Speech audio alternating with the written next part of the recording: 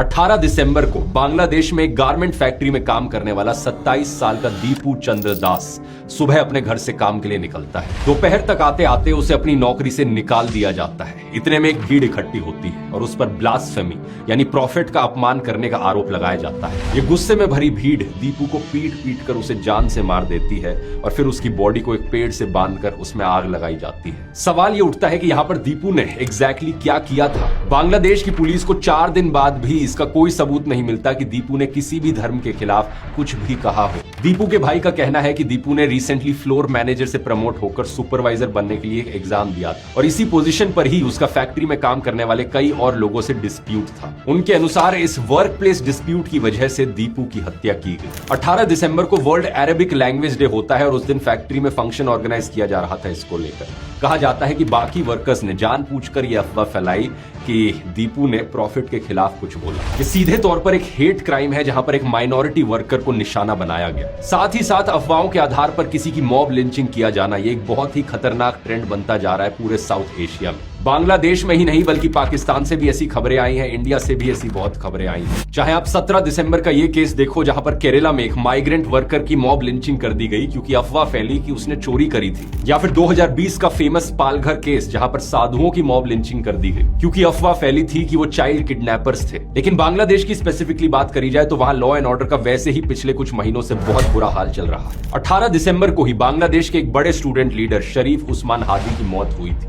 और उसके बाद बांग्लादेश में एंटी इंडिया प्रोटेस्ट शुरू हो गए थे। हादी असल में 2024 में शेख हसीना के खिलाफ हुए प्रोटेस्ट में एक बड़ा फेस रहा था और उसके भाषण अक्सर इंडिया के खिलाफ रहते थे। 12 दिसंबर को कुछ अनजान अटैकर्स ने ढाका में इसे गोली मार दी और 6 दिन बाद इसकी मौत हो गई। इसकी मौत के बाद बात उठी कि हादी के किलर्स इंडिया भाग गए हैं, इसी वजह से एंटी इंडिया प्रोटेस्ट भड़क गए। कुछ दिन बाद ये प्रोटेस्ट इस लेवल तक पहुंच गए कि नारे लगने लगे, जो इंडिया हसीना को बचाता है उस इंडिया को तोड़ दो। जबकि सच बात यह है कि बांग्लादेश की अथॉरिटीज ने अभी तक कंफर्म नहीं किया है कि अटैकर्स भागकर सही में इंडिया आए भी हैं या नहीं। इसके अलावा राजशाही में इंडियन कॉन्सुलेट पर हमला किया गया। इस वायलेंट भीड़ ने मीडिया को भी नहीं छोड़ा। बांग्लादेश के 2 सबसे बड़े अखबार डेली स्टार और प्रथम आलोक, इनके ऑफिस पर भी आग लगाई गई। इन 2 हत्याओं की वजह से सिचुएशन इतनी बिगड़ चुकी है कि इंडिया बांग्लादेश रिलेशंस आज अपने लोएस्ट पॉइंट पर पहुंच गए हैं। 21 दिसंबर को इंडिया ने बांग्लादेश में अपनी वीजा सर्विसेज सस्पेंड कर दी। अगले ही दिन बांग्लादेश ने दिल्ली में अपनी वीजा सर्विसेज बंद कर दी। असल में बात यह है दोस्तों कि बांग्लादेश में अभी इंटरिम सरकार है और नई सरकार चुनने के लिए 12 फरवरी को इलेक्शंस होनी है। अगर आपको यह जानना है कि